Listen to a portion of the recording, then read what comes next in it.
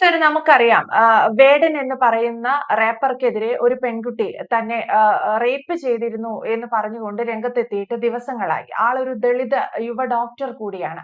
എല്ലാ തെളിവുകളും ഉണ്ടായിട്ടും വേടൻ എവിടെ എന്ന് കണ്ടുപിടിക്കാൻ പോലും പോലീസിന് ഇതുവരെ സാധിച്ചിട്ടില്ല. പലർക്കും ഗോവിന്ദച്ചാമി ജയിൽ ചാടി നിമിഷങ്ങൾക്കകം പോലീസ് പിടിച്ചിരുന്നു. അവരുടെ അലംഭാവം കൊണ്ടാണ് ജയിൽ ചാടിയതെങ്കിൽ പോലും. പക്ഷേ ഇത്തരത്തിൽ ചിലർക്ക് ആനുകൂല്യങ്ങൾ നൽകുമ്പോൾ മറ്റു ചിലർക്ക് പോലീസിന്റെ ഭാഗത്തു നിന്നുള്ള ആ ആനുകൂല്യങ്ങൾ ലഭിക്കുന്നില്ല. എന്തുകൊണ്ടായിരിക്കാം വേടനെ പോലെ ഒരാളെ ഈ രീതിയിൽ പോലീസ് ഇങ്ങനെ സംരക്ഷിച്ചു നിർത്തുന്നത്? ഇവിടെ രണ്ട് കാര്യങ്ങളാണ് കൗതുകകരമായി എനിക്ക് തോന്നിയത്. ഒന്ന് ഈ ഡോക്ടറുടെ കാര്യവും, രണ്ട് ഈ പോലീസിന്റെ കാര്യം. പോലീസിന്റെ കാര്യം നമുക്ക് ആദ്യം തന്നെ എടുക്കാം. കേരളത്തിലെ സംബന്ധിച്ച് ഈ വേടൻ എന്ന് പറയുന്നത് സംസ്ഥാന അതിഥിയാണ്. സംസ്ഥാന VIP ആണ്. VIP അല്ല, VVIP ആണ്. അപ്പൊ അങ്ങനെ ഒരാളെ പോലീസ് പിടിക്കുക എന്ന് പറയുന്നത് എളുപ്പമല്ല. പക്ഷെ കേസ് എടുക്കുക എന്ന് പറഞ്ഞാൽ കേസ് ആരെങ്കിലും കൊടുത്താൽ എടുക്കാതിരിക്കാൻ പറ്റില്ല. അത് ബെയിലബിൾ, നോൺ ബെയിലബിൾ എന്ന രീതിയിലൊക്കെ വരുമ്പോൾ ജാമ്യം കിട്ടാവുന്ന കേസാണെങ്കിൽ അറസ്റ്റ് ചെയ്യേണ്ടി വരും. പക്ഷേ സംസ്ഥാനത്തിന്റെ അതിഥിയായി, സംസ്ഥാനത്തിന്റെ VVIP ആയി സംസ്ഥാന ഭരണകൂടം എഴുന്നള്ളിച്ചുകൊണ്ട് നടന്ന് സംസ്ഥാന സർക്കാരിന്റെ ഔദ്യോഗിക പരിപാടികളുടെ ക്രൗഡ് പുള്ളറായി ഉപയോഗിച്ച വ്യക്തിയാണ് വേടൻ.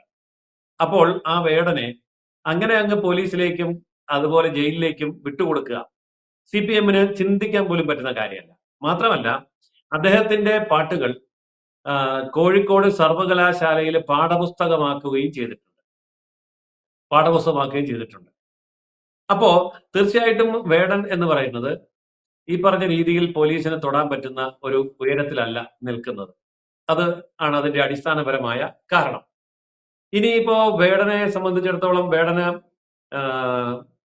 ജ്ഞാനപീഠം കൊടുക്കാൻ വേണ്ടിയിട്ടുള്ള റെക്കമെൻഡേഷൻ കേരളത്തിൽ നിന്ന് പോകാനുണ്ട്. 140 MLA-മാരും കൂടി ഒന്നിച്ച് പ്രമേയം പാസാക്കും. കേരളത്തിലെ എഴുത്തച്ഛൻ പുരസ്കാരം ഇപ്പൊ തന്നെ എടുത്തു വെച്ചിട്ടുണ്ടെന്നാണ് കേട്ടത്. അതിന്റെ ഒരു സമയമായി കഴിഞ്ഞാൽ എഴുത്തച്ഛൻ പുരസ്കാരം കൊടുക്കും. പിന്നെ കേരളത്തിലെ ബാക്കി എല്ലാ യൂണിവേഴ്സിറ്റികളിലേക്കും വേടന്റെ പുസ്തകങ്ങൾ, വേടന്റെ പാട്ടുകൾ, പുസ്തകങ്ങൾ പാഠപുസ്തകമാക്കി എടുക്കാനുള്ള സാധ്യതയുണ്ട്. പഞ്ചായത്ത് ഇലക്ഷന് തൊട്ടു മുമ്പ് എല്ലാ യൂണിവേഴ്സിറ്റികളിലും എല്ലാ സ്കൂളുകളിലും വേടന്റെ പാട്ടുകൾ പഠിപ്പിക്കാനും സർക്കാർ ഒരുങ്ങിയിരിക്കുകയാണ്. അപ്പൊ ആ സ്ഥിതിക്ക് വേടനെ അറസ്റ്റ് ചെയ്യുക എന്നൊക്കെ പറയുന്ന ആ ഒരു ക്രൂരകൃത്യത്തിലേക്ക് സർക്കാർ നീങ്ങാൻ യാതൊരു സാധ്യതയുമില്ല. അതുകൊണ്ട് തന്നെ പോലീസിന് തൊടാനും പറ്റില്ല. ഇനി രണ്ടാമത്തെ വിഷയത്തിലേക്ക് വന്നാൽ, ഈ വേടന്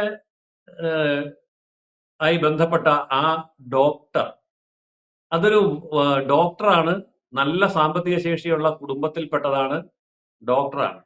ഇത് കേൾക്കുമ്പോൾ എനിക്ക് ഓർമ്മ വരുന്നത് ചാൾസ് ശോഭരാജ് എന്ന് പറയുന്ന ഒരു അന്താരാഷ്ട്ര കുറ്റവാളി ഉണ്ടായിരുന്നു. അയാൾ ഇന്ത്യയിൽ വന്നാണ് പിടിക്കപ്പെട്ടത്. അപ്പോ ഈ ചാൾസ് ശോഭരാജിന് ഒരു കാമുകി ഉണ്ടായിരുന്നു. അവർ കോളേജ് പ്രൊഫസറായിരുന്നു, ഒരു വനിതാ പ്രൊഫസറായിരുന്നു. അപ്പോൾ നമ്മളിവിടെ ചിന്തിക്കേണ്ട ഒരു വിഷയം, നമ്മുടെ വിദ്യാഭ്യാസം, നമ്മുടെ സംസ്കാരം, നമ്മുടെ മൂല്യങ്ങൾ, ഇതൊക്കെ പുതിയ തലമുറയ്ക്ക് പകർന്നു കൊടുക്കുന്ന മേഖലയാണല്ലോ സ്കൂളുകളും കോളേജുകളും യൂണിവേഴ്സിറ്റികളും. അങ്ങനെയുള്ള സ്കൂളുകളിൽ പഠിച്ച്, കോളേജുകളിൽ പഠിച്ച്, യൂണിവേഴ്സിറ്റികളിൽ നിന്ന് ഉന്നതമായ ബിരുദങ്ങൾ നേടി ഡോക്ടറായി, പ്രൊഫസറായി, അല്ലെങ്കിൽ അതുപോലെയുള്ള വലിയ വലിയ പദവികളിൽ എത്തുന്നവർ ഈ ക്രിമിനലുകളോട് ബന്ധപ്പെടുകയും എന്നിട്ട് ആ ക്രിമിനലുകളെ ഇഷ്ടപ്പെടുകയും സ്നേഹിക്കുകയും പ്രേമിക്കുകയും ഒക്കെ ചെയ്യുന്ന അവസ്ഥ ഉണ്ടാവുന്നത് എന്തുകൊണ്ടാണ്? സമൂഹം വളരെ ഗൗരവപൂർവ്വം ചിന്തിക്കേണ്ട ഒരു വിഷയമാണ്. അതായത് ഏറ്റവും നെഗറ്റീവായിട്ടുള്ളതിനെ ഏറ്റവും ആകർഷണീയമായി അവതരിപ്പിക്കുന്ന ഒരു രീതി നമ്മുടെ സമൂഹത്തിലുണ്ട്. ഉദാഹരണത്തിന് മാധ്യമങ്ങൾ തിന്മയെ എഴുന്നള്ളിക്കുന്ന അത്രയും നന്മയെ അവതരിപ്പിക്കാറില്ല. അതുകൊണ്ട് തിന്മയ്ക്ക് വലിയൊരു താരപരിവേഷമുണ്ട്. കൊല്ലുന്നവർ, അല്ലെങ്കിൽ റേപ്പ് ചെയ്യുന്നവർ, മോഷ്ടിക്കുന്നവർ, കൊള്ളയടിക്കുന്നവർ, ഇങ്ങനെ ഏറ്റവും മോശമായിട്ടുള്ള കഥാപാത്രങ്ങൾക്ക് ഏറ്റവും കൂടുതൽ വ്യൂവേഴ്സിനെ കൊടുക്കുന്ന തരത്തിൽ മീഡിയ അവരെ സെലിബ്രേറ്റ് ചെയ്യുകയാണ്. അങ്ങനെ അവരൊക്കെ സെലിബ്രിറ്റികളായി മാറുകയാണ്. അങ്ങനെ അവർക്ക് ക്ഷേത്രം പണിയുന്നു, ഇല്ലേ, വീരപ്പന് ക്ഷേത്രം പണിതു എന്നൊക്കെ പറയുമ്പോൾ അങ്ങനെയൊക്കെയുള്ളൊരു അന്തരീക്ഷം ഇവിടെ സൃഷ്ടിക്കുന്നത് ഇവിടുത്തെ മീഡിയയുടെയും കൂടെ ചുമതലയാണ്. അതുകൊണ്ട് മീഡിയയ്ക്ക് ഇതിൽ ഒരു വലിയ പങ്കുണ്ട്. മറ്റൊന്ന്, ഇവിടുത്തെ വിദ്യാഭ്യാസ രംഗത്ത് ഇങ്ങനെയുള്ളവരാണ് ആഘോഷിക്കപ്പെടുന്നത്. അതുകൊണ്ട് തന്നെ നമ്മുടെ വിദ്യാഭ്യാസ സംവിധാനത്തിന് അങ്ങനെ ഒരു പങ്കുണ്ട്. പിന്നെ ബുദ്ധിജീവികൾ, സാംസ്കാരിക നായകന്മാർ, പത്രപ്രവർത്തകർ, ഇന്നിങ്ങനെ സമൂഹത്തെ നയിക്കേണ്ടവർ സമൂഹത്തെ ഇത്തരം തെറ്റുകളിലേക്കാണ് നയിക്കുന്നത്. അത് കച്ചവട താല്പര്യമോ മറ്റു താല്പര്യങ്ങളോ അതിന്റെ പിന്നിൽ അവർക്കുണ്ടാവാം. അതുകൊണ്ട് അവര് ആ രീതിയിൽ നയിക്കുന്നു.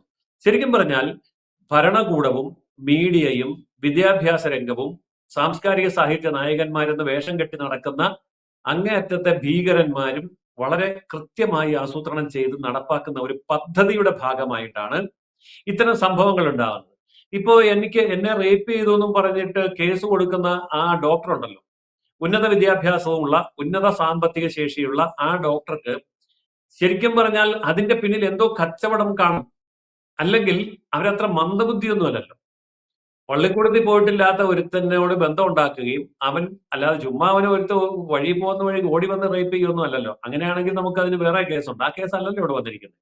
ശരിക്കും പറഞ്ഞാൽ ആ തരത്തിൽ എന്തിനാണ് ഇങ്ങനെയുള്ളവർ രംഗത്തേക്ക് വരുന്നത് എന്ന ചിന്തയും ചോദ്യവും കേരള സമൂഹത്തിൽ ഉയരേണ്ട സമയം അതിക്രമിച്ചിരിക്കുന്നു. കാരണം കേരള സമൂഹത്തിൽ മാനം മര്യാദയോടെയും സംസ്കാരത്തോടെയും ജീവിക്കാൻ പുതിയ തലമുറയിലെ ഒരു കുട്ടിയെയും അനുവദിക്കില്ല എന്ന് പറയുന്ന സാമൂഹിക രാഷ്ട്രീയ സാഹചര്യം ഇന്നിവിടെ നിലവിലുണ്ട്. അതിന് കുടപിടിക്കുന്നവരും അതിന് മതില് കെട്ടി സംരക്ഷിക്കുന്നവരുമായ ആൾക്കാര്, അതിൽ സാഹിത്യ സാംസ്കാരിക നായകന്മാരുണ്ട്. അങ്ങനെ നിരവധി ആൾക്കാരുണ്ട്. പക്ഷെ ഇവരൊക്കെ കുറച്ചു കഴിഞ്ഞിട്ട് അവരുടെ നിലപാടുകൾ മാറ്റി എന്നൊക്കെ പറയും. ഉദാഹരണം എം മുകുന്ദന്റെ ഹരിദ്വാറിൽ മണിമുഴങ്ങുമ്പോൾ എന്നെഴുതിയ അങ്ങേയറ്റത്തെ അശ്ലീല പുസ്തകം എഴുതിയ അങ്ങേര് ഇപ്പോ ഗുരുവായൂരമ്പലത്തിൽ അങ്ങേരെ തട്ടിയിട്ട് നടക്കത്തില്ല, ഗുരുവായൂരിന്ന് ഇറങ്ങുകയല്ല. എന്നാൽ ഇയാൾ ആ പുസ്തകം പിൻവലിക്കോ? അത് പിൻവലിക്കുകയില്ല. അത്ര വൃത്തികെട്ട പുസ്തകം എഴുതിയവന് ഗുരുവായൂരമ്പലത്തിലൊക്കെ കയറാനുള്ള യോഗ്യത വല്ലതും ഉണ്ടോ? അതുമില്ല. എന്നിട്ട് ഇവർക്കൊക്കെ അവാർഡുകളും പുരസ്കാരങ്ങളും കൊടുത്ത് മാനിക്കുന്ന സർക്കാരുകളും അവരെ എഴുന്നള്ളിച്ച് ആഘോഷിക്കുന്നവരും ഉള്ളിടത്തോളം കാലം ഈ തിന്മകൾ തുടരും.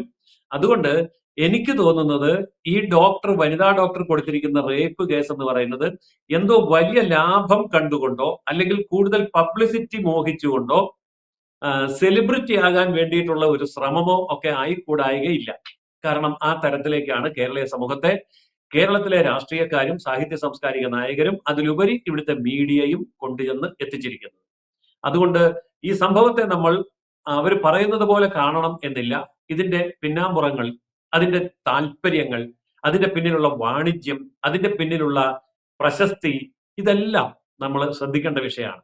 പണം ഇതിനകത്തൊരു വലിയ ഘടകമാണ്. ഇപ്പോൾ ആ പറഞ്ഞ ലേഡി ഡോക്ടർ ഇപ്പോൾ സെലിബ്രിറ്റി ആയി കഴിഞ്ഞു. കാരണം പണ്ട് ഈ നമ്മുടെ വൈക്കം മുഹമ്മദ് ബഷീർ അദ്ദേഹത്തിന് കിട്ടിയ താമ്രപത്രം ക്ലാവ് പിടിച്ചപ്പം തുടച്ചുകൊണ്ടിരിക്കുകയായിരുന്നു സന്ധ്യാസമയത്ത്. അപ്പൊ മുറ്റത്ത് ഒരു കുറുക്കൻ വന്ന് നിന്ന് കൂവിയപ്പോ കയ്യിലിരുന്ന താമ്രപത്രം കൊണ്ട് ദേഷ്യത്തോടെ ഇദ്ദേഹം ഒരു ഏറ് വെച്ചു കൊടുത്തു. ഈ ഏറ് കൃത്യമായിട്ട് കുറുക്കനിട്ട് കൊണ്ടു.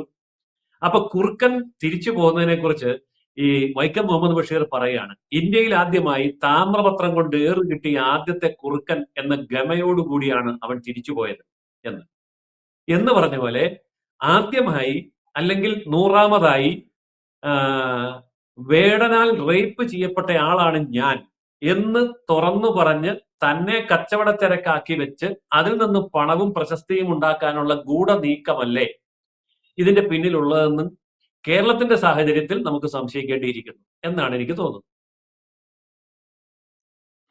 എന്തായാലും വേടൻ എവിടെയെന്ന് കണ്ടുപിടിക്കാൻ പോലീസിന് സാധിച്ചിട്ടില്ല. അത്തരത്തിലുള്ള ശ്രമങ്ങൾ പോലീസിന്റെ ഭാഗത്തു നിന്ന് ശക്തമായി ഉണ്ടാകേണ്ടതുണ്ട്. മറ്റൊന്ന്, ഈ വിഷയത്തിൽ മാധ്യമങ്ങൾ നടത്തുന്ന ഇടപെടലാണ്. വേണ്ട രീതിയിലുള്ള ഒരു അറ്റൻഷൻ വേടനെതിരെ പോവാൻ മാധ്യമങ്ങൾ കാണിക്കുന്നുണ്ടോ എന്നുള്ള കാര്യവും പരിശോധിക്കേണ്ടതാണ്. കാരണം മിക്ക മാധ്യമങ്ങളും ഈ വാർത്ത അറിഞ്ഞ മട്ടേയില്ല. വേടന്റെ സ്ഥാനത്ത് മറ്റാരെങ്കിലും ആയിരുന്നെങ്കിൽ ലൈവായി ഒരു പക്ഷേ രാഷ്ട്രീയ നേതാക്കളെ, സാംസ്കാരിക നായകന്മാരെ വിളിച്ചു ചേർത്തുകൊണ്ടുള്ള ചർച്ചകളും ഒക്കെ ആയേനെ. പക്ഷെ വേടന്റെ വിഷയത്തിൽ ഇതൊന്നും കാണുന്നില്ല.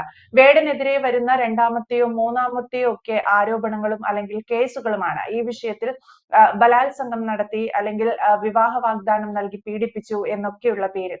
എന്തായാലും വ്യക്തമാണ്. Thank you Jayasuryan sir.